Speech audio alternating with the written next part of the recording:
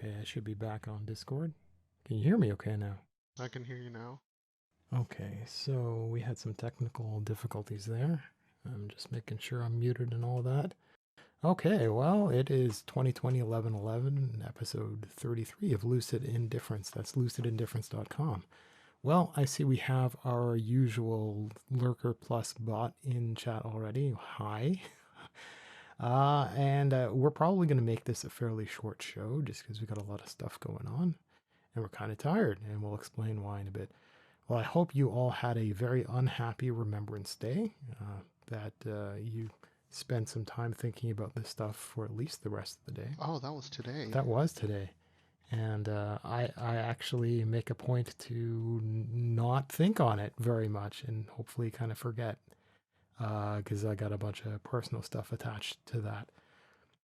And in fact, World War II is one of the reasons part of my family came to Canada in the first place, because of some links to Canada has some extremely important special involvement in specifically the Netherlands, which is where my mother's side of the family came from. And I believe the story goes that the Dutch government had an assistance program to help essentially what were refugees from the Netherlands go to Canada, like relocate. There are some people that went willingly after the fact and didn't receive any kind of government incentive. I mean, there was plenty of incentive to actually leave the Netherlands as well as come to Canada specifically. That involves enough of a story, and like I said, I really don't want to think on this stuff because I'm already feeling really, yeah, sorry. I'm trying to smile, but it's really bad. So yeah, I was particularly tired earlier today, which is why I prompted us to have a 2-segment show. And the reason is I'm transitioning back into having an engineered diet again. And I'm a very minimalist person when it comes to diet, and that's because I don't know how to cook. I don't actually know how to feed myself. That's one of the many things that you're supposed to somehow magically know, and nobody comes with that information at all. So we turn to the internet, and the internet isn't organized in the least. So we don't even know how to look at all. So it's kind of random, and we borrow from people, and we don't know how to experiment with flavors or ingredients or anything like that to even know what we would like for ourselves, what we would like to cook for ourselves, which is different. Because we just don't know how to explore.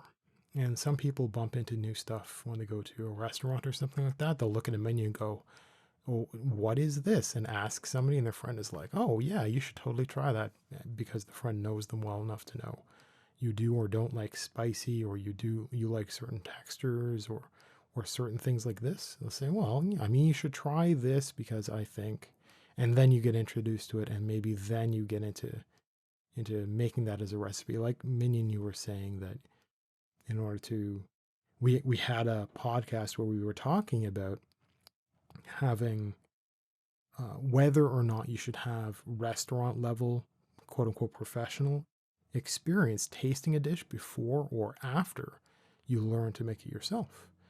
I still maintain that you should wait until after you try yourself, because maybe you'll fall in love with what you make, and then you should just make the decision to never try it at restaurants again, depending on what kind of person you are. Meaning you were saying the opposite. But that would involve finding and then going to a restaurant It that doesn't makes. have to be a restaurant, but at least somebody who knows what they're doing. Well, that's even harder, isn't it? What are you going to do on Craigslist? Be like, "Could you please somebody make me a pilaf?" Now, okay, I know, I get that I'm weird. Okay, I legitimately looked around to see if I could find because I didn't understand. Because they're at one of my jobs. It was quite a distance, so only one time did I actually happen to pass by on a nook on a side road a quote unquote Persian restaurant, and that's the only thing I remember about it is being Persian. And I ate something. I don't know what it was because I couldn't remember. I assumed that I would go back, because while I was there, I'm like, whatever this is, I'm gonna order something else, and I'll come here all the time. Never happened. Only went to the only went on the one occasion. It was just a little too far. I couldn't remember. I got too busy. I would eat at work, or I just wouldn't eat. Things like this. That was one of those jobs where I ended up taking over the department, so I was kind of busy. And so all I had in my head was Persian. Now, I didn't even know what Persian meant. And so I went like looking around, like Persian food. I'll totally learn to do this because it's just rice, right? Shrug. Turns out to be a little bit more common. It's like, I know about Mexican food because I know about rice and beans, right? Like, no, it's not even close. Not anywhere near close. And so I learned like, I think I mean Iranian, I guess. But there's like a crescent, and there's like this ethnicity thing, and countries are weird, and so um, I went looking around, not exactly locally. And so I went, so it would be hard to get to these places, but I cast a really wide net looking for individuals who were of that vague ethnicity, who like were from that area, who called themselves Persian, um, and they were like, because you have these groups and stuff like that, which are like, um, you have Meetup, like Meetup.com has groups for like socializing, for example. And so I poked around there, and I et cetera, forums and all this kind of stuff until I actually found some people that were Persian. It's like, but even then, how do you approach? They're like, hi, I know, like, let's be friends. By the way, can you teach me to cook? Like that's even for me, that's really weird. That is something that I would have pursued, but they were not new in the city anymore. So it would have been like, oh yeah, by the way, 2 years ago you posted this thing in this one out of the corner. Like, hey, are you still like? That's that's I, it's not. It's somewhere on this side of creepy. So I'm like, okay, well I'm not. But I did go and I went and I looked, and there's a whole lot of dishes that are very well recorded in terms of recipes, which is just, a flat list of text. And you can get that for all kinds of stuff. But at the time, I did not, it was a while ago. So at the time, I didn't really think about going to YouTube and finding it's like finding a nice old lady who has been making that as a recipe for the last 40 years who can explain it. I didn't actually do that, but I did do that with roti. I did do that with some other stuff. I found a really nice old. She was East Indian. So India, as opposed to where a lot of my stuff comes from, which is the West Indies, and this is not India as in First Nations North America. That's the Canadian word for it. Americans still say Indian, or at least some of them. And so cooking is really, really rare and really weird. And I will now maintain that trying to go out, like, there are foodies must be like, oh no, Instagram must be really suffering because all these foodies can't go out and take pictures of their plates. Like, oh no. But that's a legitimate industry concern that people aren't going out, at least not like, they have to be separated, therefore less people can be seated. There's like a chokehold on how much physical income, so an actual monetary income, can go through a restaurant. So they're all going to suffer, and just the idea of going to a lot of these places, of getting good stuff, certainly is going to be really hard. I remember I was taking a date out, and we were just kind of wandering around looking, like talking, and then looking for a place that we would go and eat. And there was this place that had a lineup, like a serious lineup outside. And I'm like, hey, wait, like, I point and I'm like, well, there's kind of like a different entrance. And I actually just kind of walked down there with her and like, hey, can I come in here? Just kind of like the lineup is over there, but nobody realizes that they could actually, that there's another section of the same restaurant. And so we were like, pull rank and I just hop in. So, and you're not going to be able to pull that stuff off because you're going to get long reservations and a lot of other people that are interested. So I- I'm spoiled. So I have really refined taste for some stuff. When I go out, I want to actually make it for like that was a date thing. So I wanted it to be not McDonald's. I've done a McDonald's date before too. That was rather interesting. Girl went through my wallet. that's a, that's that's when you know a girl likes you.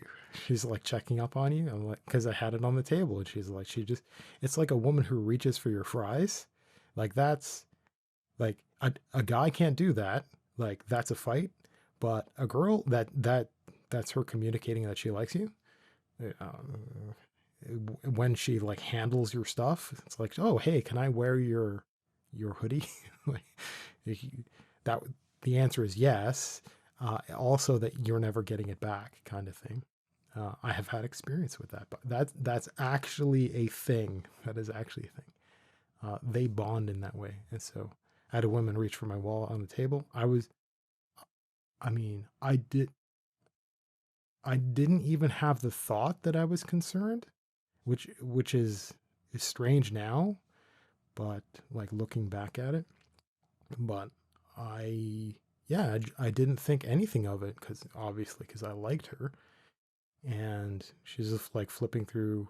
I don't even know what's in my wallet half the time. It's just like you have to cull what's in there because you you have a stack of like uh what would they be called? Oh, minion. What do you call the like you go to certain places and you get like a punch card? I can't remember what those are called. Like savings cards. A Oh, well, punch card? I mean, you can. That's the literal thing to say. I mean, I have a bunch. Like, okay, so they're like rewards cards, for example. That's a good way to put it. But like, I had talked about having the numbers of people in a previous show where, like, I've got the number of. I still have a card from.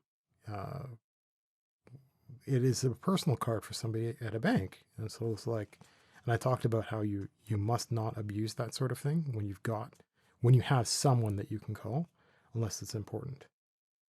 And frequent shopper card. That's what these guys are calling it. Preferred shopper card. You know, sometimes you go to a grocery store and they'll give you something that kind of looks like a credit card. It even has like a barcode for them to scan or a magnetic swipe or whatever. And they track what you buy and they offer, I don't know, stuff, things and stuff. I've gotten free stuff at grocery stores just randomly. Like they ask me, they're like, hey, would you like these carrots for free or something? I'm like, because you have this many points. I'm like, do I? Oh, okay, sure. And it's like a $1 thing or whatever the heck. Or you get certain sales if you've got a certain card, like rewards cards. Anyhow, I did have a list of stuff to kind of talk about. I am going to be migrating over to whole food. Soylent now. So whole food is it's a powdered food. It's a complete meal. There are some strange rules about what is called a meal replacement. That's actually a class of product in Canada, and it's very specifically regulated. And that's a different category from something like a protein shake type of thing. So bodybuilders or people that are just the exercisey type, they have certain kinds and certain classes of supplement. This is not that. Uh, this is classed as a meal replacement, and it has a certain ratio of certain kinds of things. And one thing that people theorized that was a problem for Soylent a couple of years ago. They weren't able to sell in Canada. They never admitted why, but people researched and said that it was the calorie intake, the proportion of calories based on fat was too high to be allowed in Canada, to be classed as a meal replacement for Canada. I maintain that they should have just rebranded, given Canada the finger, and brought it in. Just be like, no, this isn't a meal replacement. This is, and just made up another word. And everybody knows, like, wink, wink, and it would just get by, and that would have been fine for everybody. But who knows? I've talked about that in the past. They had some idiots managing Soylent. They're out in Canada again, but I don't care. I'd rather support a Canadian company now. Plus, I like chocolate, and it's hard to find powdered Soylent and blah, blah. I have got a relationship with this company, Whole Food. I like them. They're Canadian. Their stuff is really good. I do want to switch to it, and part of that reason is I'm now determining that more and more of my diet must be restricted in order for me to stay smart. I think I can say that literally. And I checked with them. I emailed them, right? I emailed them. I know a guy. I emailed them, and it is officially gluten-free, even though it doesn't say anywhere. I think they want to reserve that, or they don't want to do the old, like, there is certain processing of certain ingredients in facilities that also handle, right? And then they brush against gluten somewhere, somehow. I'm not concerned about that because I don't die when I eat bread. I just get sad. And I think I talked about this last time. When I eat pizza, I get sad, so I can't eat pizza. And because I can't eat pizza, I am also sad, so I can't win. So switching to whole food might be an interesting experience. I don't know that it's going to be great because I'm not looking forward to it. I need to get milk and turn them into milkshakes and hot chocolate and stuff like this. Some people bake with it, but I don't want to. Something about that seems wrong, like it would be destructive. And yet I microwave it. But for Soylent, I had the interesting experience that I wasn't hungry anymore. I just didn't experience hunger. Like literally, I just did not experience hunger anymore. And I would have instead, like what I was experiencing earlier today, what I would experience is I would just get tired and not know why. And it's because I'm not used to it. And it's been a while since I've had led that life. I think I did it for a few months straight of just that as food, just Soylent. And you just kind of run out of steam and get tired. It's not unmotivated. It's not a mood thing. It's just tired. And that's because I have to eat. And it's strange. It's like there's a boost of energy, and then there's a sharp kind of a cliff where I ought to have eaten in order to maintain things. So it might just be me that's weird or whatever, but I can expect that from whole food. I don't know if I'll lose my sense of hunger, but because I've got restrictions on diet, like no more pasta, I'm pretty sure I have to be careful about, like, I had a rice lentil dish that I eat and some other stuff. I might have to restrict myself. Because there's that variety, I probably won't experience the other thing, which is kind of like Penn Jillette's potato diet, where I experience the same thing, where you eat something like Soylent, which is pretty neutral. It's meant to be neutral, so it doesn't offend people, and so you can mix it with other flavors, which I never did, even though I've got copious amounts of notes on ideas for that. And they used to be they used to encourage a community of people that would homebrew their own type of stuff and flavor and all this kind of stuff. They went to corporate and they kind of like nuked all of that, all the forums and community stuff. So they're just like a storefront. But I still have all the notes, and a lot of it is still available in the Internet Archive Wayback Machine, archive.org. Probably the most important website on the internet, and not enough people know about it. And one of the experiences with Soylent is you don't crave. It's a very odd experience. So food just becomes this really quick mechanical thing. Just drink a glass of this stuff and you're done, and just get on with life. And the problem with having something like an engineered diet is when it's fast and convenient, there are certain benefits for that. But when it is fast and convenient, you lose out on the meditative experience of cooking. of planning, of shopping, all these other things. So you can't share with other people. You can't provide for other people, this kind of stuff. And so for somebody like me, I could be working on something and become ridiculously invested. And I'm not, what is it ADHD, where they actually like forget to eat? So you get like really high end, high functioning autistic almost type programmers who kind of they forget to eat and shower and sleep and all this kind of stuff. I'm not like that, but I will get invested in something. And there's a point when um, I might push myself too long, and I realize that I have, and I get burnt out, and I have to withdraw, and I have the ability to withdraw very well. Like everybody, you recognize when you crash. You're like, okay, well, like you're frustrated or whatever. You just take a break. You wash your hands of what you're doing. You be like, I'll go do something else or whatever the heck. A lot of people, especially people who are overweight, it's one of the reasons why some people are overweight. I'll, I could go into that. I probably already have. But one of the ways of withdrawing from the stress of having committed to some effort is you withdraw and you cook. You withdraw and you even making a sandwich or something like this. They're taking the time and going to a place and doing a thing and all of the associations with it.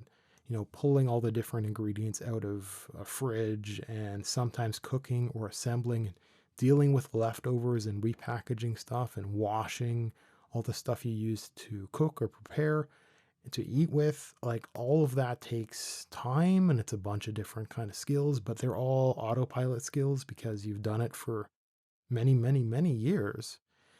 And so it takes the worried mind, the stressed mind, and it pulls it back into all of the comfortable automated stuff. And so it's a very good rested state that's really easy. You don't have to sit there and meditate, which is really hard for a lot of people. Um, so I can't do that. I don't get any of that.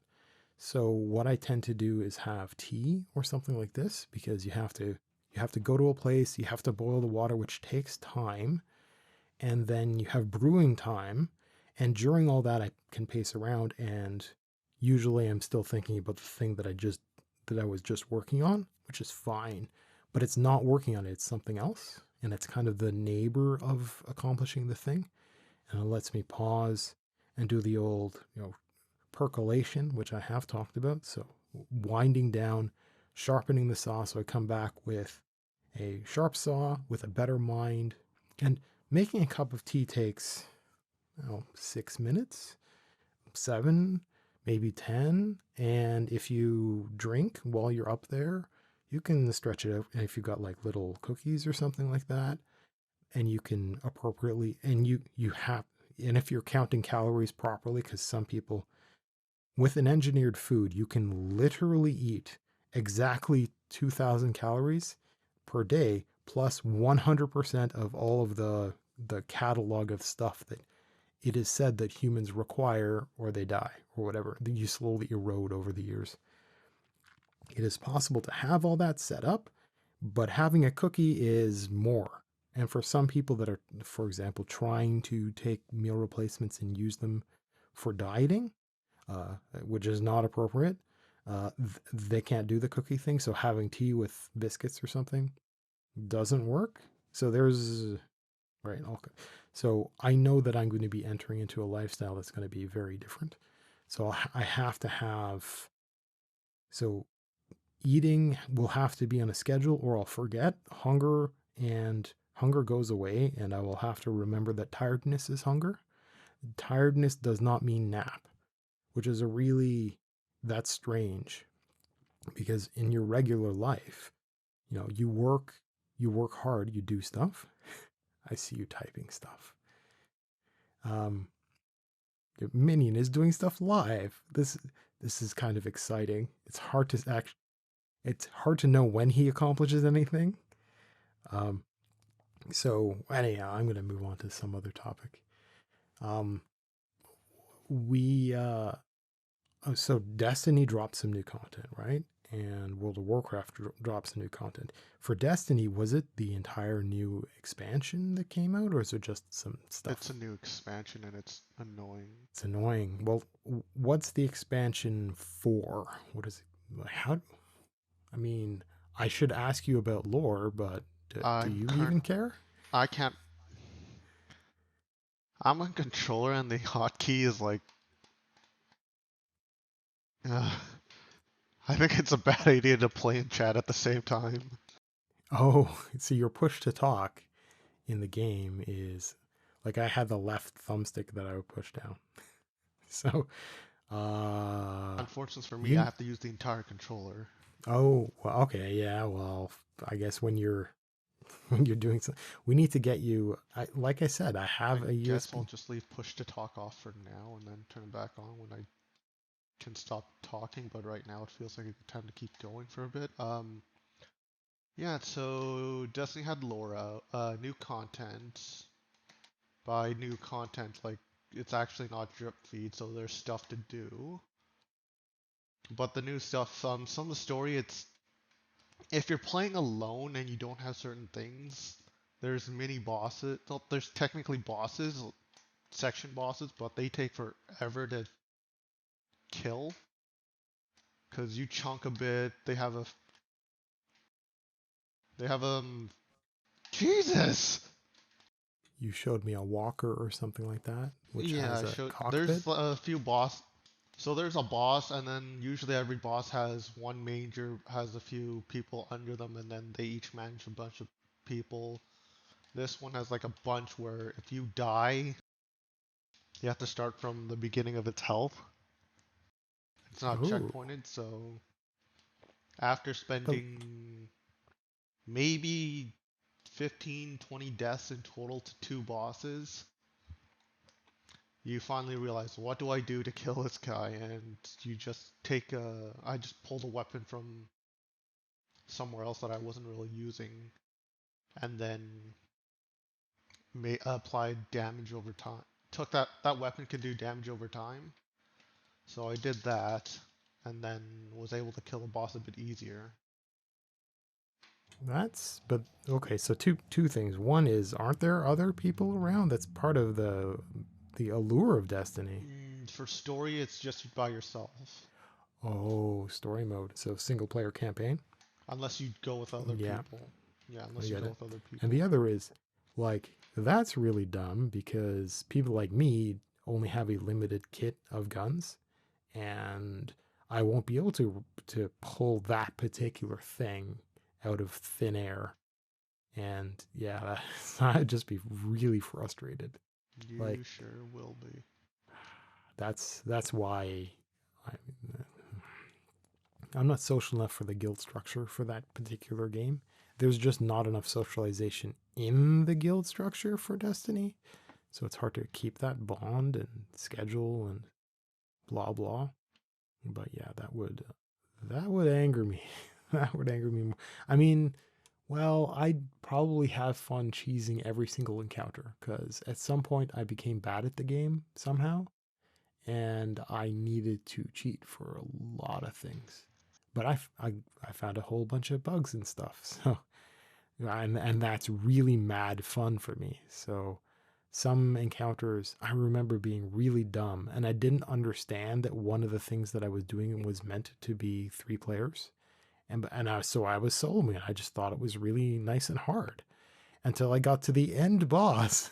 and and it was a lot of time to get there and a real lot of work. But the boss was just unforgiving, and it was meant to be distracted by multiple people, and there was just me, so little of me, and I I still figured out how to cheese it, but it was the longest, most obnoxious encounter ever, and I don't know how many other people even know how I managed to accomplish that kind of stuff. It's not that impressive because there are just players who are just better than me or know how to be more aggressive and safe at the same time. Me, I was just kind of cowering, but uh, yeah, yeah. So I might actually find a way to have fun with that kind of problem. Yeah, I don't know. I don't know. It is like the developers don't play their own game, or they don't have the variety of players that are close enough to their developers I honestly to. don't think they realize the true. No, they'd never do because someone else will always think better of the combinations. But it seems like for certain things, or if you develop things around certain ways, it's not that great. Yeah, well, you had some insight at the beginning there, which is um, developers are only few, and they might have great expertise, so they kind of have to. But the player base is always larger, and the larger the player base, the more likely there is to have some combination of people who will combine their expertises, or just individuals with a large enough population who will be better than the developers for every nuance. The odds are real good. The trick is having very solid philosophies that help cull through those ideas, steal the right ones, and make corrections that are good for the philosophies and will disregard angering players who are not important compared to the mass of the player base, compared to the theme of things.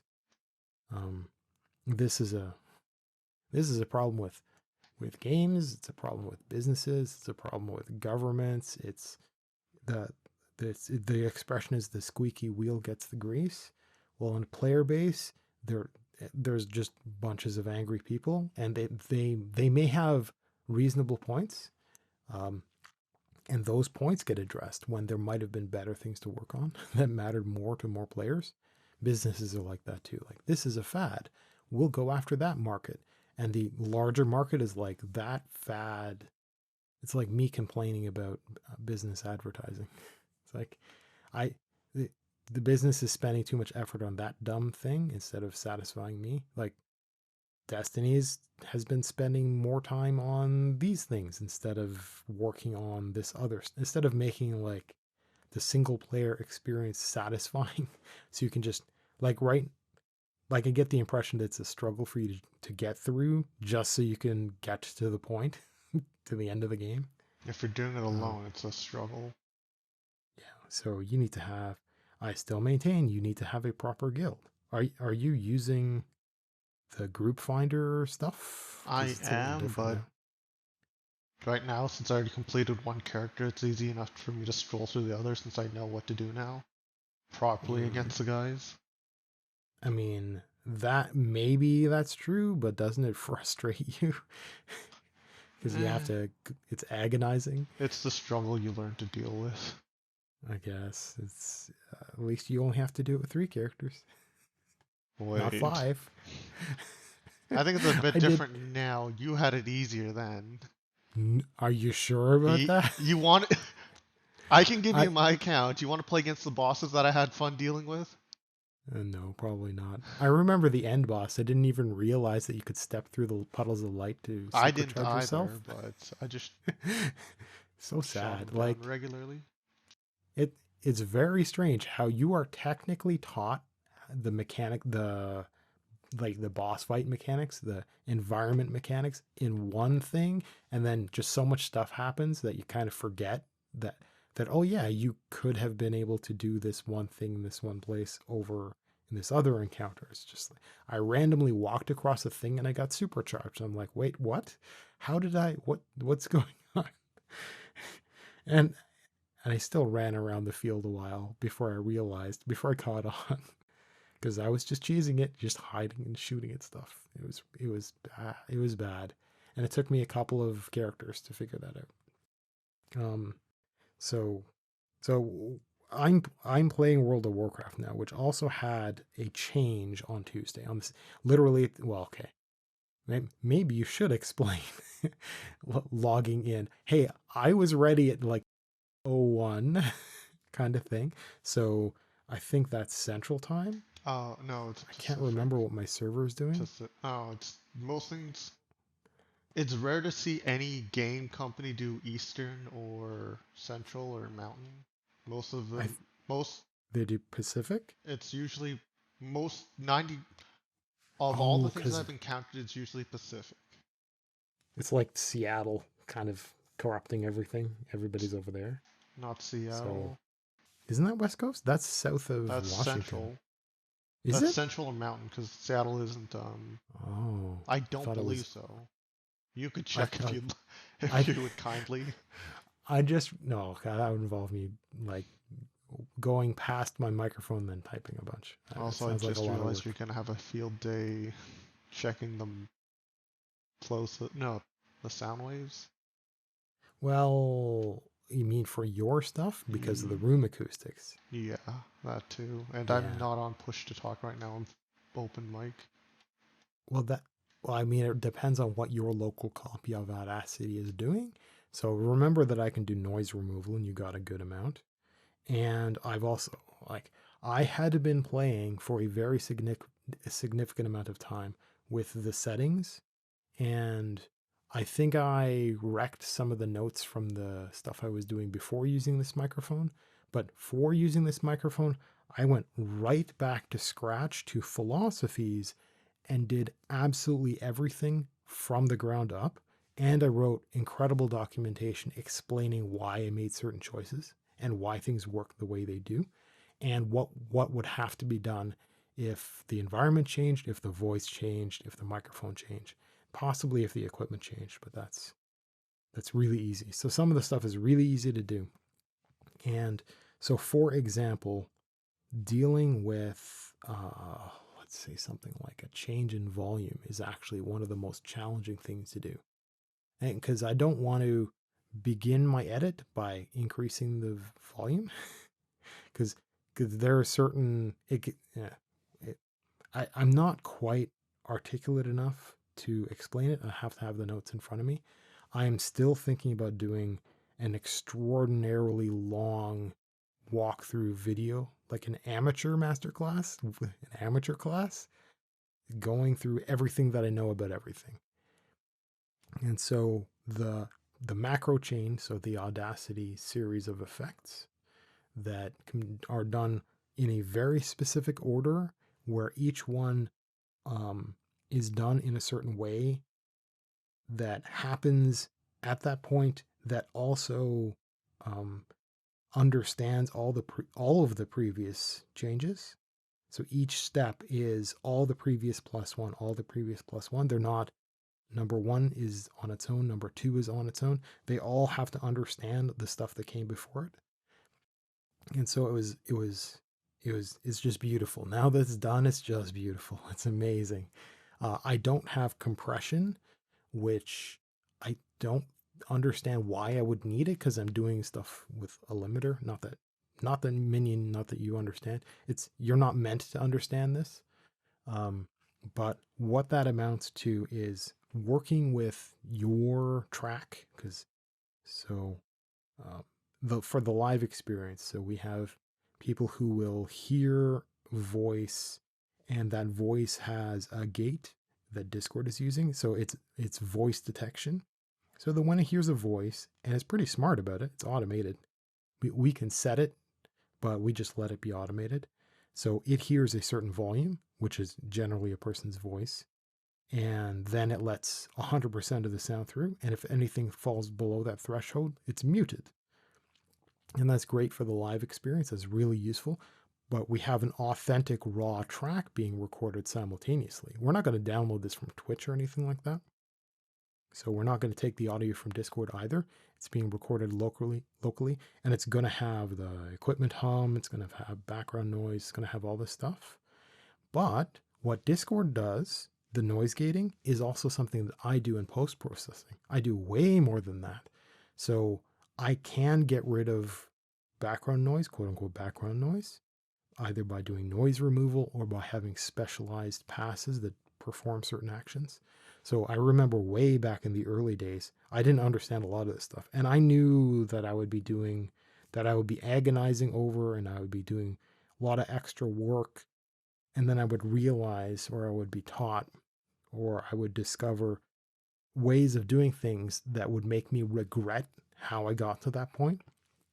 And part of that is I didn't know who to go to learn any of this stuff properly. So like I was between sentences, I would like highlight and blank things. And I would keep doing that, but I now have passes of magic, multiple. I think in that noise removal and then uh, gating, 2 passes of gating will and then click removal are what will influence in that space. And what that effectively does is, minion, when you're not talking, there can be stuff happening that gets recorded in Audacity. Like, I just heard somebody, is that my door? Monitoring headphones. I can't tell if it's the real world. Um, but if there is stuff happening between voice, it will get eliminated utterly, completely. And I have, yeah, again, I wrote copious notes, like to a version of myself in the future, which makes things magic. But what I can't do is deal with the fact that you're in like a dungeon with one window in it. So you can hear the reflection off all the walls. And so when you're in, if the room was padded, then it would be okay. So you're not in a ward, so it's not all nice padded walls, which would have different problems, but it would be better than this is just like straight brick walls, and it's just awful. So it really does sound bad. I can't do anything about that, but it doesn't matter because it's your voice. So it would be bad if this was a long-term problem and you learn to talk, then yeah, then I would do something about it.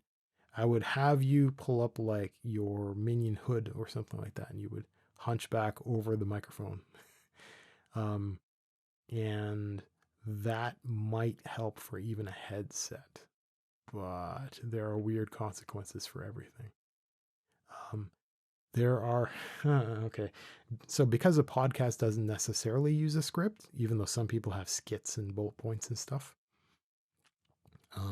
what you can do is there are these, imagine cupped hands behind a microphone.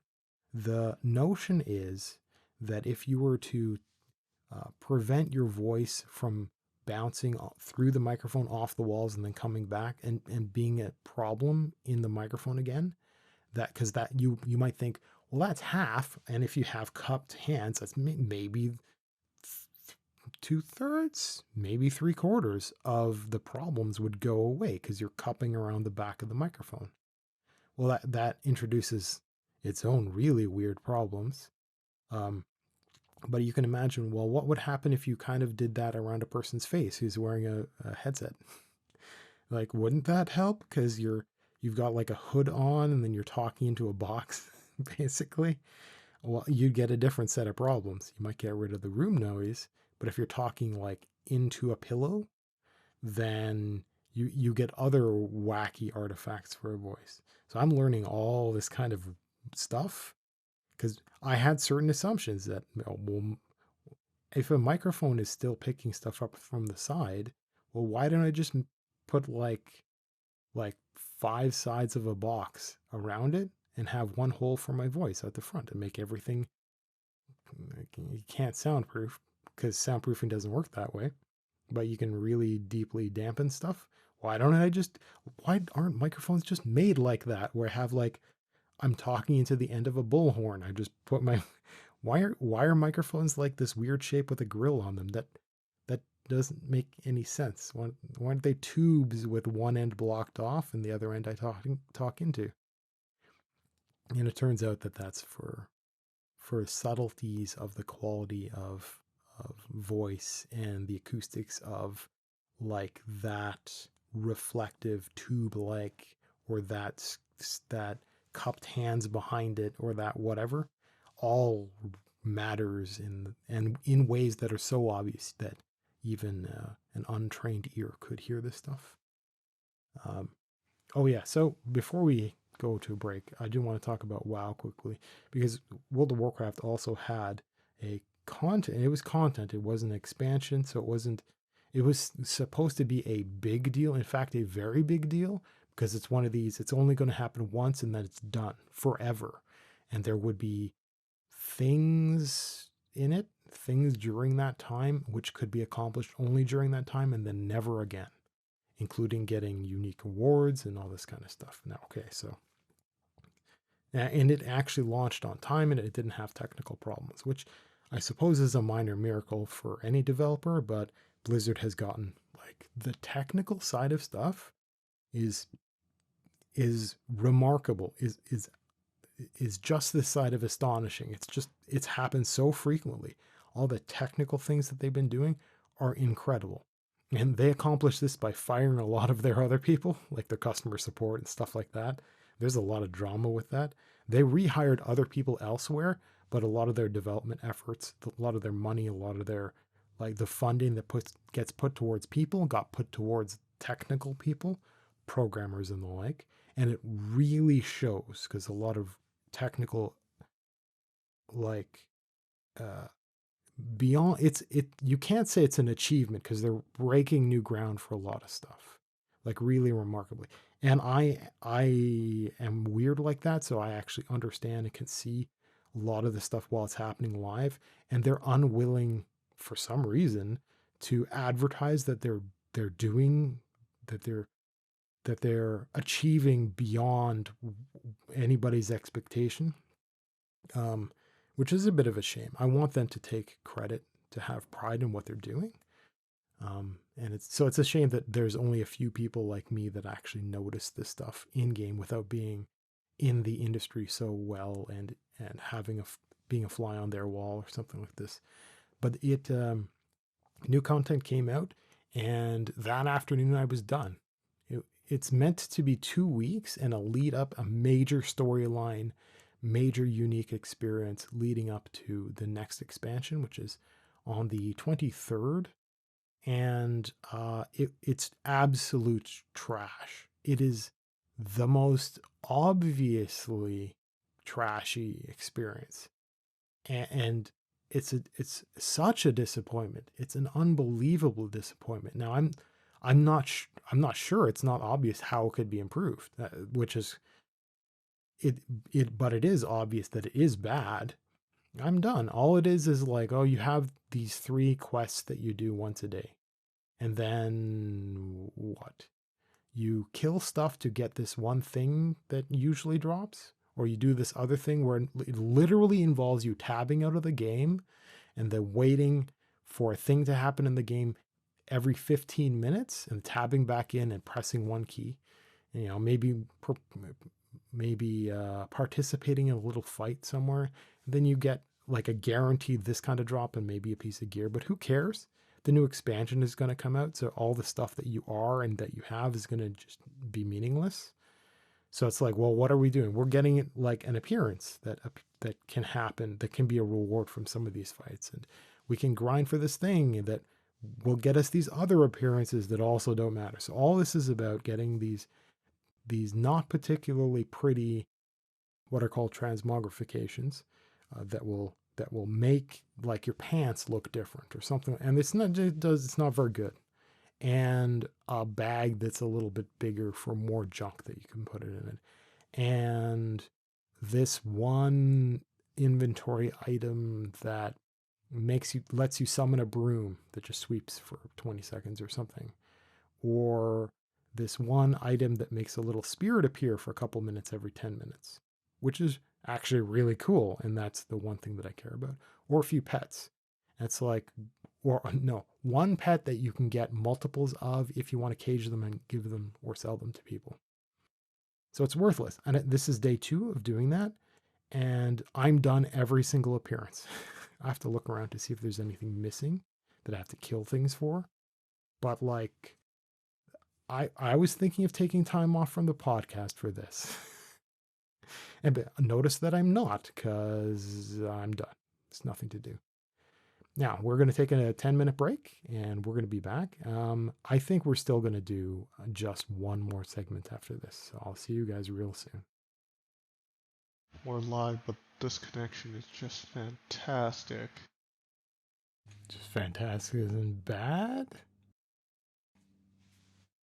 Well, we're recording locally, Yeah. so technically what our net connection does doesn't matter. Well, my net connection, when I put on YouTube and hit play, it just, I sat there watching for a few minutes, watching it just go, oh, the song's loaded, or it's the song title, and then everything loads up. Everything seems to load up completely, but the video doesn't start to play, and then it just skips to the next one. Yeah. Okay. So I have made a note, and I will remind you later, since you can't take notes while you're playing.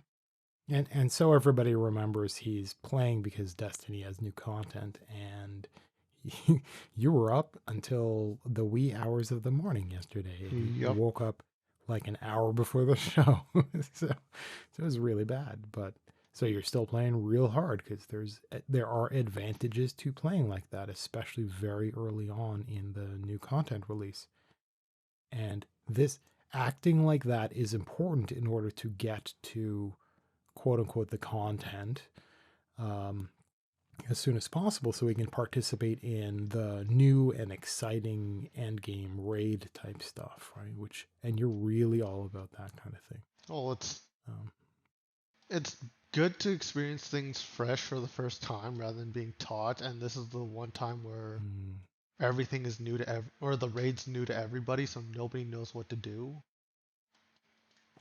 I know So, for World of Warcraft they have a beta, like a public beta. They start it. They start privately inviting people pretty early on, and then people, what they do is they go straight to raids as hard as possible in order to figure out all the quest lines, all the rare stuff, all the random stuff, and document it all. So players can actually go into a new expansion knowing all probably everything, because Blizzard doesn't like change on a dime in order to trick all the beta players, which they really should. Everything is authentic. So we go into end boss fights on day one and their strategies, which, I mean, you don't get that. You don't get that at all. So you're kind of lucky in that respect. What was I going to say? This is going to be a pretty rapid fire segment too. Normally it's Administrivia for our last segment. We got a lot of other stuff to kind of chat about. The Believe it or not, so this is because this is episode 33. That means that this has been, like, you might think it's been, say, 17 weeks. It's been 18. We've taken a couple of days off, essentially 1 week off. And at 18 weeks on pretty much anything. Now, meaning you have accomplished what I would do in one day over 18 weeks. But I mean, that's okay for you, at least, right? So what do we have to show for it?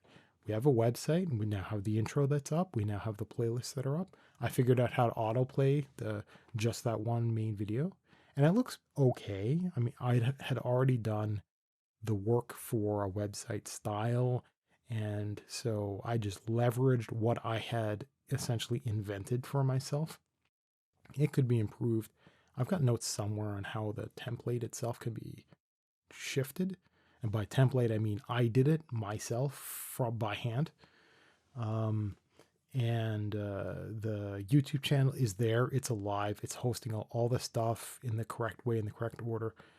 And again, I'll take a note of this, but every single video at every single opportunity needs to mention our website, because our website's going to have a lot of extra stuff and new features and stuff. And there's some tricks and stuff that I'm just learning, which is making sure that every video has an official comment on it that's pinned, and those comments are meant to engage in our case, the listener, the video viewer, to engage them on some topic that's within it. And in order to take the opportunity to draw more comments, because that matters in terms of, well, at least everybody has been saying that matters for the promotion of your content by the platform itself. So the more well engaged you are is the more quote unquote popular it thinks you are. And that's one of the metrics it uses. So views isn't the only thing. It's votes, either up or down votes apparently, and comments, a number of comments. And if all those things are lively, then it will continue to promote that more broadly, because it will think that there are new people that will come in that will probably act like those other people. They will probably vote, which means they're fairly engaged. They will probably comment, which means they're very engaged. And it wants to do that to sell advertising, obviously, and to keep just like all video games, it wants to keep 100% of a person's spare time in that platform.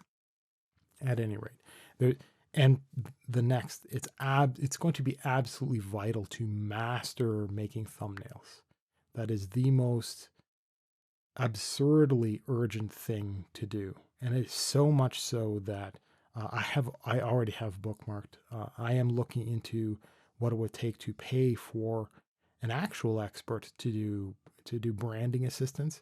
Now, that was brushing against my industry. I actually had an employee that was his job to do branding stuff, and he did a little bit of logo stuff on the side and things like that, because businesses like other people that I knew and businesses and stuff like that would come to us and come to me and get help because they didn't know what they were doing, and then we're just figuring out this internet thing. I've been around on the internet for that long, right? Where businesses, and they still don't know what the heck they're doing. They'll go to some template website and they'll get the same stuff as everybody else and change the color. It's embarrassing. Anyhow. So I understand a tiny bit of branding and things like this. And I'm something like an everyman, so I can probably figure it out myself. I don't want to make that my hobby. Like, I have some other stuff that I want to actually get back to. That is not really directly related to this podcast as such. So I'm thinking of paying somebody to do branding stuff, and for them to specifically help us create a style appropriate for thumbnails. And that, so me appearing on, I guess we can talk about that briefly. So we got the video stuff working and tested, and we understand how it works. I got the area figured out extremely well. I actually moved my webcam to an articulated arm, and I'm sure you can hear that truck right outside. Sorry about that. So I have this articulated desk arm. I have spares. I actually have 3. I'm missing a part for one, so it's kind of in storage. But this other monitor arm is actually mirroring the bend of a monitor arm, and it actually is fit perfectly in the position that I want. I used to have it on a light stand and all this kind of stuff. So I have the Minion's got the cropping down, and I've got the scope, the area down, and I have an understanding of the field of view of the camera and what the background is looking like. And because I moved everything, it's the dumbest thing. So the way I moved, I'm suffering from so many nuances that I couldn't plan for, because that's what life is like. We never teach kids this. By the way, you can have all the plans you want. Life doesn't work that way. Life's never going to be what you want. You have to make it that way. Mommy and daddy stop being able to do that as soon as life gets a little bit hard, and nobody can do that. And so I arrange things, and I'm like, okay, well, I'm viewing one of these shelves over here and another shelf over there. I'm like, okay, well, I'm going to move this set of shelves out so I have even less space out there in the room, unless I disassemble and get rid of those shelves. And so I have this, and like, okay, well, that works out because I can do this, and I have to like turn my camera, but now my nose isn't right in the middle of so that's my goal, is my face being in a certain place. I'm not going to, not very many people, even like streamers, even know about the rule of thirds. So, I mean, I could put my face in the rule of thirds, but that's usually where you put the little box in your video game. But you can't do that because you paste it over top of where your chat is or something like that. Or you can't be a photographer about how you place your webcam or your face in it. At any rate, and I'm thinking, and I couldn't get it quite right. It was so finicky. But I could do it. And then I'm like, wait a second. If I get rid of these shelves and have this other little, there's the phrase, now you're thinking with portals from the game Portal. And I just went, I don't have to think in rectangles and squares anymore. Like, I can do anything I want. And so I just took my desk and I pivoted it just slightly.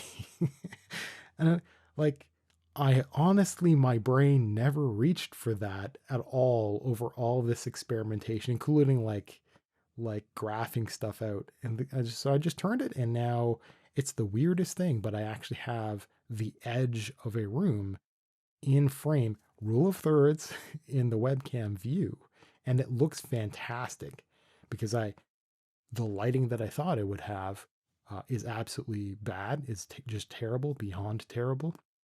But I managed to figure out how to improve it, and it's phenomenal now. It's phenomenal, and it makes the walls behind me, that corner, actually look really, really good, like flat, and you can just gently see the seam where things change a little bit, and it's not distracting. It's actually quite interesting. It's not one of these weird shadow effects or anything like that. So it like it was a lot of work with a lot of weird stuff that I had to manage, and that's not even half of it. Man, I had power issues across my USB cables. So I was being smart and using extension cables and moving my computer out of the way. And it turns out I can't do that because I don't have power cables that are long enough to move all my stuff the way I want. I don't have video cables. One of my video cables didn't work, gave me a blurry image, blah, blah. Life just fell apart. It's the most dumb thing. Um, but I figured it out. And now it's fantastic. It's absolutely everything I have is fantastic. The mic positioning is not rejecting enough of the background sound that it's not as good as I was hoping it would be, but it's still way better than it would have been before. Still a better microphone by far as well. So if when I'm doing my own private audio only stuff, my narration, I will be turning the gain down so it's listening less hard, and it's also listening less hard to the noise around, like the traffic or whatever. I'll be leaning right in to maintain that volume. This microphone does not have what is called proximity effect because I can't put my mouth close enough to it for my voice to get bassy. It just gets louder as I get close. And I just maintain the same tone, but I lean in, and that will improve things. I can't do that streaming because you can't have your face in something. And I can't do that in the podcast because they'll probably go mental trying to do that. And we're gonna be streaming this. We're gonna be streaming this as soon as Minion is let out of quarantine and he can come back. Then we'll have a better internet connection for him, and we're gonna do some stuff locally in order to tighten up how much bandwidth we're using for all this stuff. And we might be able to I think we can push out a 60 FPS 1080p signal, which is actually kind of, or used to be, a challenge for a lot of people back in the olden days. But he's got the gear for that because, like, while I'm thinking about all the audio stuff and is thinking real hard, Mini has been thinking about video stuff for not quite as long as I've been working on the audio stuff because I've been narrating like for a while, like since a very long time ago, 10 years probably. And but Minion's got the video stuff set up and working well. So we're gonna tighten things up and get that stuff working, which will be a little bit scary. Like I'll have to clean myself up for every single twice a week and make sure that I'm all nice and tidy and dressed well and all this kind of stuff, and make sure that the area is nice and tidy and clean. But it should be, man, once I get going, it's going to be a great experience. In terms of editing, that's going to be a bit weird because what I think we're going to have to do for a little while until I skew funding to solve that problem is we're probably going to have YouTube keep the originals for the videos, just kind of privately. Make sure we're not breaking the law for everything. I mean, it should be like we don't have music in there anymore, unless it's the no copyright sound is the name of the company kind of thing, and they have no copyright in their stuff. So, and that's all as far as I know, that it's all also cataloged within YouTube, so YouTube knows to not accidentally flag any of that stuff. So it's all legal. I'm not saying anything illegal. I'm not really like I can't break copyright patent type stuff with my voice. Really, I can't explain things. I probably could. I can anger the wrong people and things like that, but these things aren't problems. So The core video won't be taken down. The source video will be kept. So we can kind of use YouTube as a way of storing data for a little while for these. Again, 60 FPS, 1080p videos. That's hard. Minion's got a bunch of storage space, but we'll probably run out pretty quick. We actually have a couple of terabytes kind of lying around. But again, if you don't have a backup for the backup, that may as well not count. So anyhow, that's stuff to think about for video. And video editing is going to be different than audio editing, which will be a little bit strange. So I'm probably going to record an audio track on my own that's going to be perfect and pure. And then what I will do is I'll have Minion record an Audacity track and then the video track separately with no audio. And then I will pull in the two audio tracks the same way I have been doing, but I'll put them alongside the video track. I'll match them up. I don't know how. I'll figure it out. And then I will do the video editing in there. So you'll get the weird jumpy face as I edit stuff if I need to do that. I don't need to chop out very many sentences. I usually chop out blank spaces, but I don't think I'm going to need to do that at all because you have a face to look at, and I would never want to interrupt gameplay. So there's all these weird, like I said, you'd approach a problem and you can go into it and kind of have a plan, but when I'm getting in there, some things are going to be easier than I thought, some things are going to be difficult, and new stuff is going to just appear out of nowhere, and who knows? And it's part of the excitement. On to something else. I am a couple of shows behind editing, but I am going to catch up really quickly. We had a bit of a vacation, and I should not have taken it as a vacation. I should have continued until I was out of stuff to do. I did not, so I am one editing show behind. I'm still working on 32, and I'll have this one, 33, in my queue, so I'm hoping to get that stuff out real quick. I gave Minion some stuff, so we have stuff appearing on our YouTube channel. We're not popular right now, so it doesn't really matter, but it's really nice to be, even if there is no outlet for what you're working on, it is important for you to develop the conscientiousness, the scheduling, the discipline to actually fulfill the promises to yourself for that project, so that and it becomes a when, like what you work on becomes an inevitability sooner or later, right?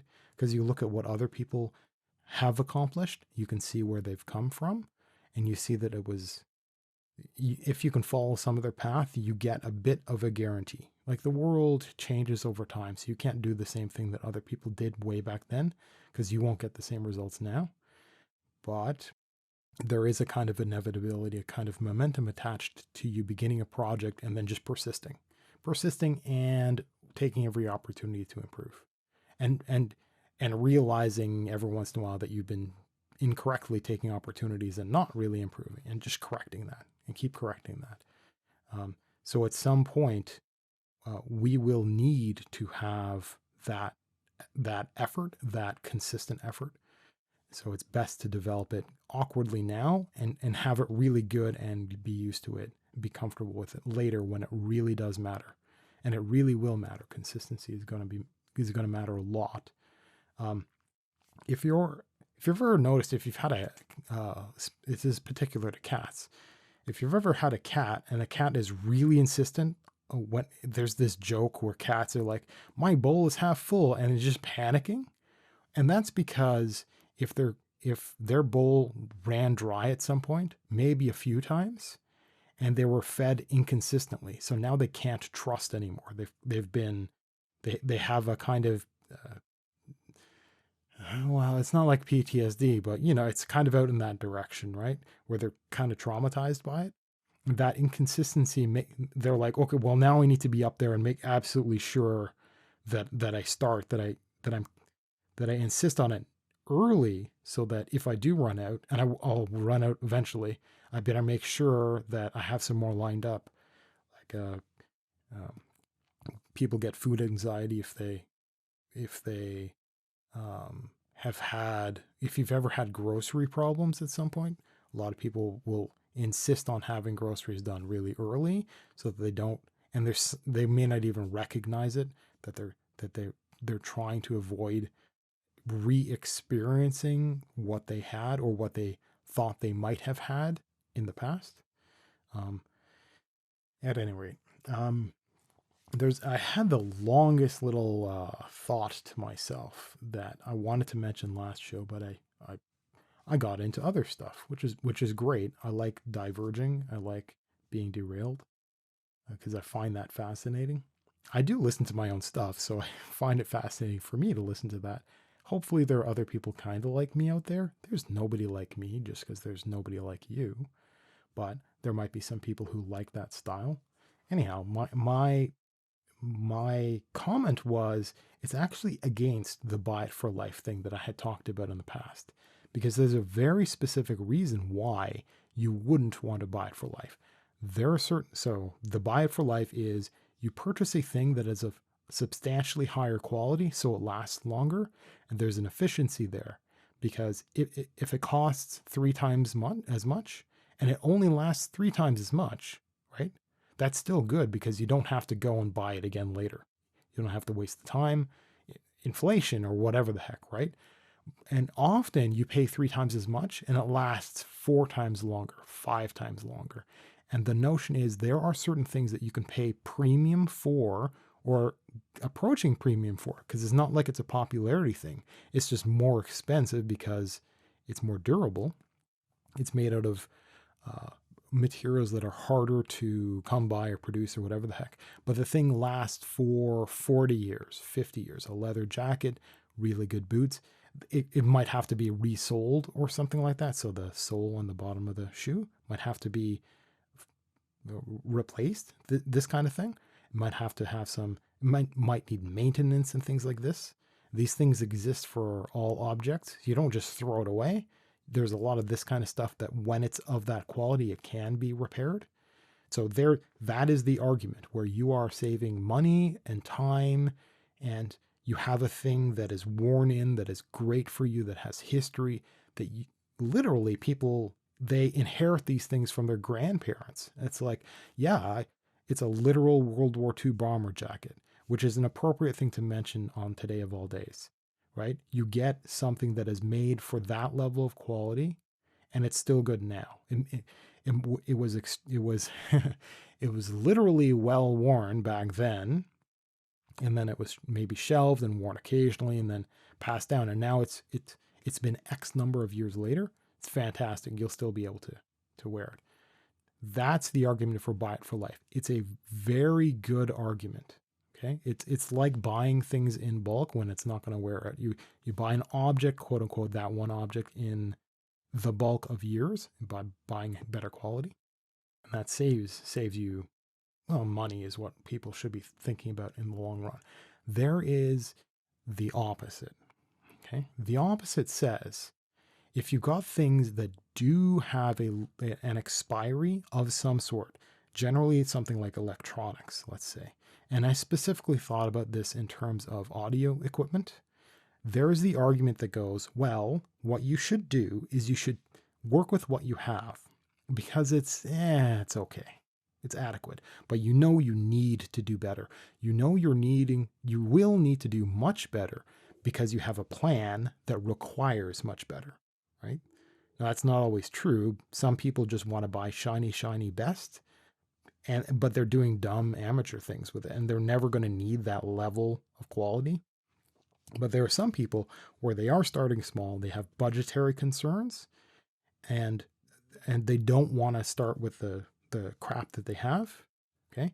And they say, okay, well, I'm just going to save up, and then I'm going to hurt to get really good, right? Okay. And so the argument is, well, I don't want to get the intermediate because I'm just going to have to replace it with the very good. And now I've paid that much extra.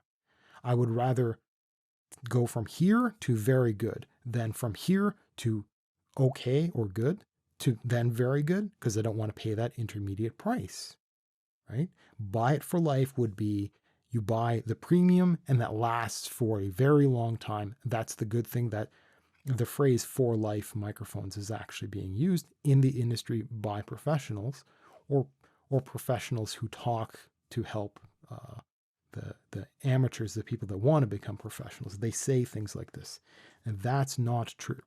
I disagree with that perspective. I disagree with that perspective even for somebody that knows they're going to be professional, that knows they're going to have to, as a requirement, get that premium item. Well, that premium is not the right word. Okay, so that thing that's closer to them, because premium is like from $400 to $3,000.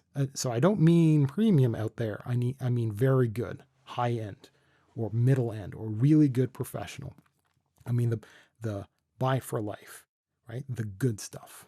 Now, I am arguing that a person should go for many things. They should go from terrible but inspiring, because they could do something bad with it and realize they've fallen in love with something. They find their path. They go from bad, don't go to great, go to good. Okay, go to good, continue, but with good. And it's like momentum, it's inspiration being pushed to do something that has to be elevated to take advantage of good until you earn and can justify getting great. Okay. And then you have to step up to also be great to take advantage of that. So that's one argument that is your personal quality goes up with the quality of the gear that you have. And the other is when you do achieve greatness, and if you're on the path, again, it becomes an inevitability, okay, for a lot of things. Life is weird, but, okay, let's think well of that. When you become great and you have the great gear for it, you're matched. That good in between wasn't a waste, because if great fails, you have to have a backup. And now you have a backup that's good. The backup isn't going from great to bad. Okay? That's the thing. And a lot of these people, they're professionals and they got lucky, or they forgot that and they're giving advice to other people who will hurt or who will starve, who will save to get great. And that person with great, they might be reaching for greatness. They'll never make it right away. It's not generally a thing.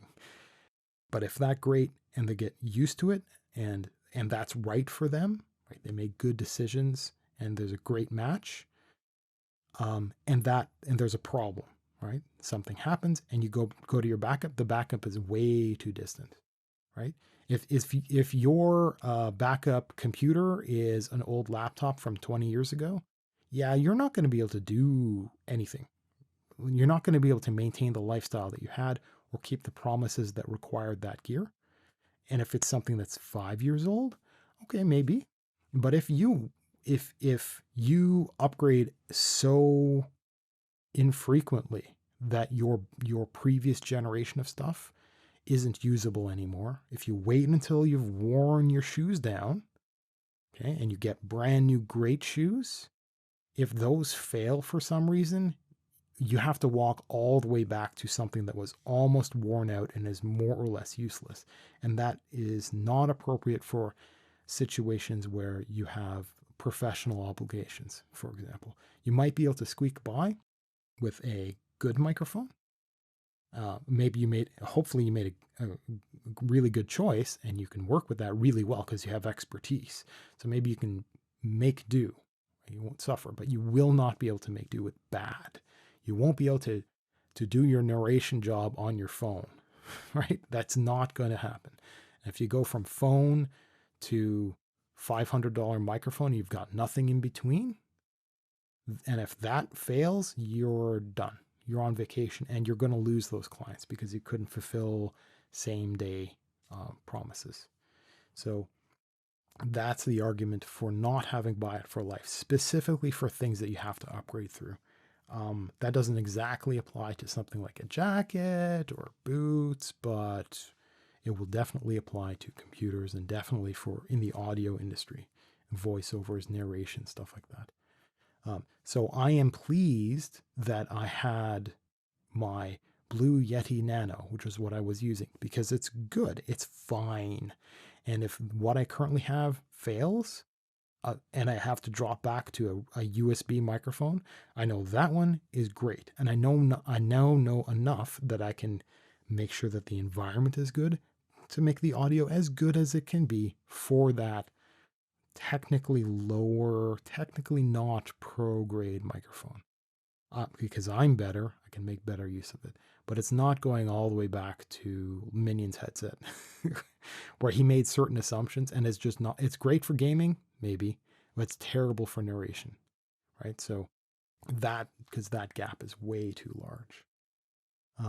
So buying spares, and once you get to that professional level, go way out of your way to hurt at some point, to spend a huge amount of your quote unquote profit to get spares, to make absolutely certain that you can meet your obligations even if your current stuff dies. This is why you have online backups, and this is why you test restoration so that you can restore things same day. This is why synchronization to a live, active, working secondary computer really helps, and so on and so on. So if something dies, you can just be like, snap your fingers, 1 hour of effort or less, and you're up and running on something that's not as good, or something that is exactly the same because you bought duplicates of all your equipment, right? Which should be a thing if you're in business for yourself, for example, and you want absolute consistency. Anyway, on to the next thing.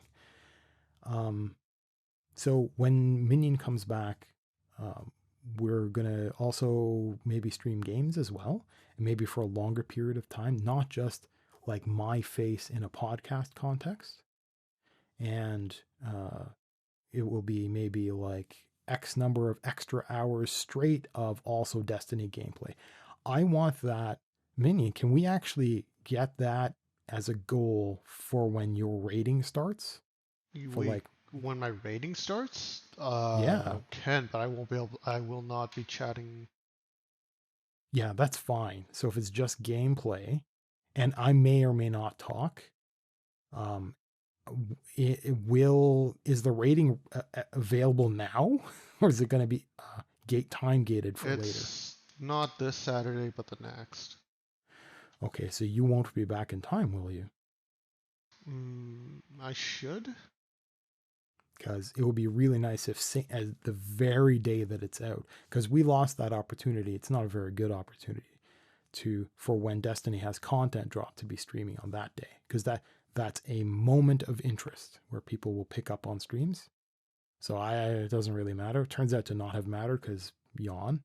But the first day of raiding, the first hour of raiding, and I really do mean sit and stream on the login stream, the login screen, and I'll just talk until you finally get let in, and get a raid group ready beforehand. Get some solid people that you can at least prove in instances together or something, and make that and be the first streamer, because you're a really good player and a really good raider. So that would be worthy of a first proper game stream, like really. And with me talking during your downtime and engaging a room, because that's probably going to have visitors, and that would be giving our best, I think, what we can bring to it right now. I think we will be ready for that if you are ready for that. So yeah, let's make that a goal. That would be absolutely amazing. I would love to get restreaming working at the same time, which should be really easy, and I can walk you through it. So that would be restream.io, and that would, I don't know which of those. I mean, I know YouTube and Twitch would be the good ones to start with, and we can probably pull that off. I don't think YouTube will care, but Twitch absolutely will. We will need to dominate on Twitch, make that a specialty, because Microsoft failed again. Oh well. So Twitch is the platform still.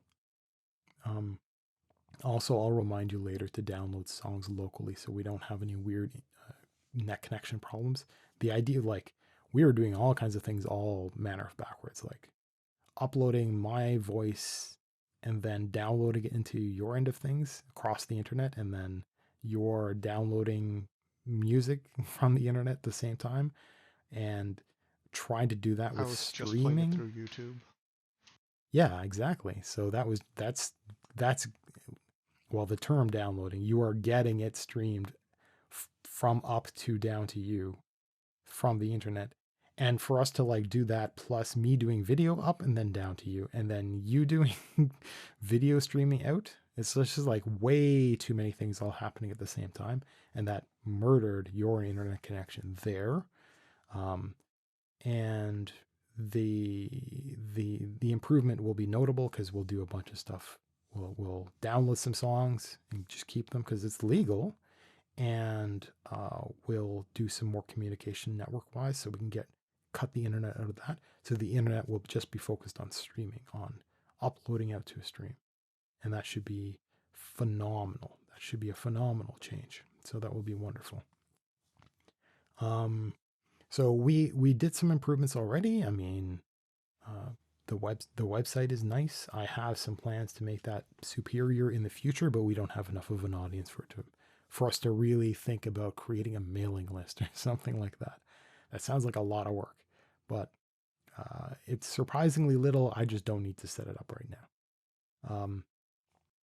That I'm pretty much done. I mean, I could talk a little bit about Ember, the video game that I'm still paying attention to. The developers are finally getting off their butts and pushing towards Kickstarter. So this game, so it is now officially being called an MMO. And I actually engaged him on that particular thing because he was dodging using that term, because it is a poisoned word in that it had been reserved because of the dominance, particularly the dominance of World of Warcraft, but the dominance of it influencing so many other games. People think MMO means a very specific kind of gameplay, and that the grasp, that language has very gently been released, because now more games are being bold. they're less afraid, and they have already explored not World of Warcraft style gameplay. So we can use the term, and so it can be called an MMO. It can be called a what would the proper term be? A weeb mech MMO is basically what it could be called. I could probably get away with saying that, and I know that the devs would say that. It is weebs in space. So a weeb is a person who is basically American, but non-Japanese, who is totally into Japanese stuff, more into Japanese stuff than the Japanese are. So they like anime and manga, and they love. It can get really weird. These are people that might cosplay or might do all this kind of stuff. They're totally into that stuff, and it's because it's very uniquely Japanese in all kinds of respects, and they are the best at making that stuff. And so this guy, I don't know, I can't remember the context but he was raised out in that direction, and he himself loves all this kind of stuff, and all the movies and TV shows and comics and all this kind of stuff he's into. And so this game ended up, there's a bunch of the weebs in space thing, and it's space weebs, where the actual main quote unquote race, they're like that. So it's like the Americans and Japanese founded this colony out in space, and they're all just like that, and they like these things. And so the game has a whole lot of that in it, which is a little strange. So it's being called an MMO mech game, where you are a pilot in a robot suit, and is very classically like that, with 3 gameplay feels happening depending on what style of suit you're in. If it's little and it's basically an exoskeleton, if it's medium and it's one of these pretty classic high mobile shooter type of things, or if it's the large, bulkier frame, like a proper mecha. Um, and those would represent different kinds of movement, different kinds of gameplay, and everything else is customizable. Yeah, almost all the guns are interchangeable, with some major exceptions, like heavy artillery is that's a heavy frame thing, and sniping rifles and stuff like that, like light arms, like dual guns. That's a light. That's a I think sniping rifle would be a light thing, and then two wielding two guns would be a medium thing, and a shield is a heavy thing, and blah blah blah. Like with bunches of variations where, yeah.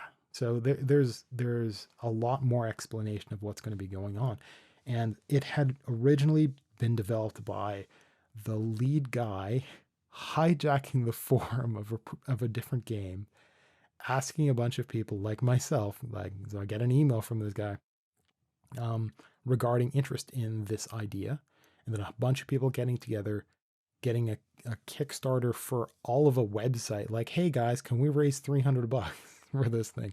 Now this man is probably a millionaire, so it's really hilarious for him to ask for a few $100, but he needed to understand if there's actual legitimate interest. And there's like a couple of $1,000s later, right? So website gets set up, and then a forum gets set up, and then it gets spruced up. I don't like the art, so I edited the art of the website myself because I've got local scripting via Stylish. So if you have Firefox, there's an add-on called Stylish, which you can use. I think Chrome has something like that. Anyhow, yeah, the things I know, the things I can do. Anyway, it progressed from there onto, I think it's multiple Kickstarters. I lost interest for a while, but I came in for one of the Kickstarters. And one of the promises is Kickstarters are nonsense and they're scams, and everybody knows it. Minion, you got hit by this. Everybody should know it. Some people, it takes a while for them to learn their lesson.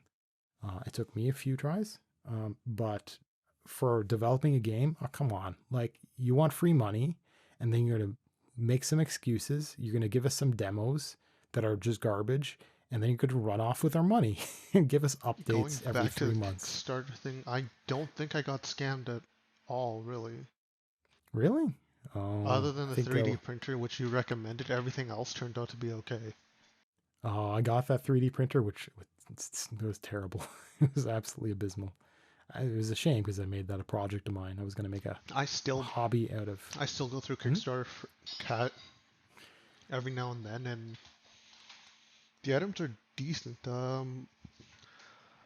I just got a mini vacuum that can act as a charger or a car jumper, and a shower head, which I don't think I'll ever use a shower head, but it looks really nice. this this shower head sucks. Well, I want to test um, this one, but I'm not even too sure now. that a, a shower head that can electrocute you, like It'll wake like you up. it's wake you up in the morning, right? Yeah, yeah. It'll. Ooh, that sounds like an awful thing that I would never buy. The There's shower a lot head? of stuff that's, well, yeah, that plus a lot of the stuff that's on Kickstarter and software, like games in particular. They've long been the, the problems of every once in a while, one of them is just a con. Some of them are really popular and do well. But this game, he's like, well, people know my name and people want this, but this Kickstarter thing for funding a game, that's just dumb. So he did it in segments. The idea was to do it in segments. So it's like, well, we're going to raise this much money to make sure everything's off the ground, and we're going to make these promises, and then we're going to reach the promises ahead of time, then have another funding campaign to get the rest, and so forth, staggering it out to like get people to hold off and make sure that they actually make the commitments in the meantime before asking for a little bit of money, not a huge amount all at once. It's like the first one was asking for something like $30,000. That's almost nothing, but if you're looking at some basic art for the demo for a game kind of thing, you're looking for some art assets, that's enough, right? I think it made well over $100,000. So the all the dev team of 3 at that point, all part-time, were like, well, I guess there's some interest now. Well, we got plenty to go on for a long time, so let's because you can't make too many promises all at once, because wow, that's really hard to do, because they still wanted to make achievements in segments. And it's been a very long time since the last fundraiser. And what has happened is enough time has passed, and he's developed other funding cons to be like, oh, if you subscribe, we'll give you skins when the game is out one day, and on all this kind of stuff. And then asking for people to buy packages after the fact that weren't associated with the Kickstarter. And it's like, I was estimating the amount of money that basically this guy personally has been taking in, and it is glorious con job level nonsense, including all the demos showing off something that, like, I literally had a different dev show me with the same technology the stuff that they had been promising. He just did it over a weekend, and so it is totally like red flag con. Like, that's where we've been for a long time, for like most of a year, right? So this is Kickstarter level con anyway. So, and that's kind of where I am in terms of confidence. But I've actually been invested into this stuff, personally and financially. Anyhow, so he's talking about it, and he's finally he's starting the hype for the next Kickstarter that's coming up. And in order for this project to come off the ground, he has to make good on everything to date, like, or else, or everything dies, like, with no recovery whatsoever. There won't be forgiveness, because this guy and his projects have had some fishy challenges before, and we'll know that he's been walking away with cash. So the playable demo with a certain set of circumstances and a certain set of requirements is due early next year, and he was kicking about certain specific timelines. The problem being the economies of the world kind of winding down. This has been a problem, but so that no achievement could be made this year. But he's working on that final playable demo. So I'm tentatively interested, I suppose. I can't be excited anymore. But I'm more excited in that being like Q1 next year than I am with World of Warcraft coming out with something on the 23rd, which is a couple of weeks away, right? And that's a lot closer. I'm not very excited. It's really, I'm more excited in getting back together regularly with my guild, which I feel bad about it. You imagine paying X number of dollars a month for a subscription that lets you have friends. That's my life now. Like, what? Wow, is that a thing? Wow, how do we interact with humans anymore? Not like I can go to a coffee shop. If It's only all there was across the another internet. program that could hold a bunch of people.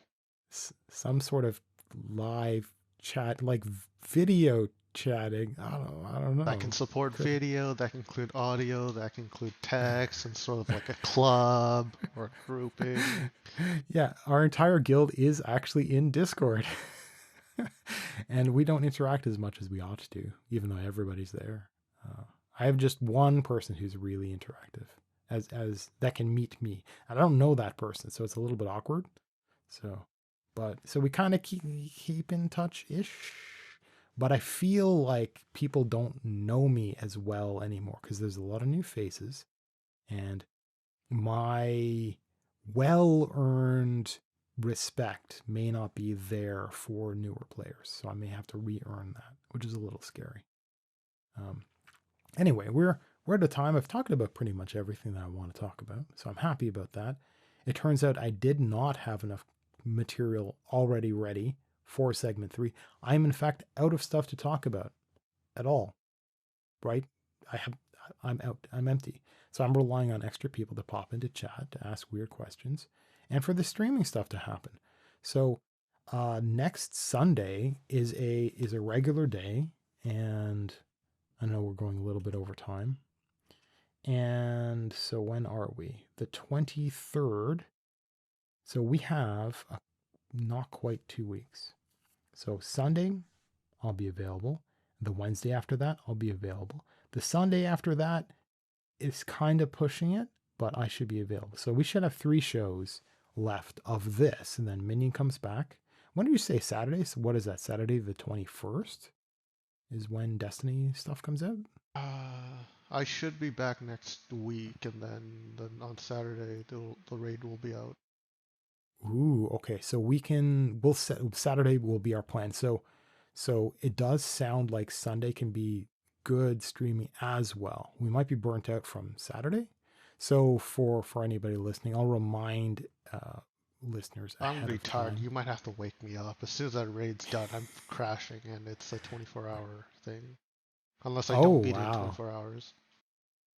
Okay. Well, maybe we want to have Sunday. Well, maybe. You Maybe can you'll just just wake be me like, up. It should be fine. okay, okay. But I will mention a couple times during the next couple of shows about how wacky that Sunday is going to be for our regular listeners. But remember, we're going to have our clips and we're going to have our show up on YouTube. You can visit us on lucidindifference.com. We do have our intro, we do have our playlists up there as well, but you can go to YouTube directly. And we're going to be back on Sunday at this point, Sunday the 15th. Well, thank you everybody for listening. It has been 2020 11/11. I hope you have had a truly unhappy Remembrance Day. And this has been episode 33. I'll see you soon. Bye bye.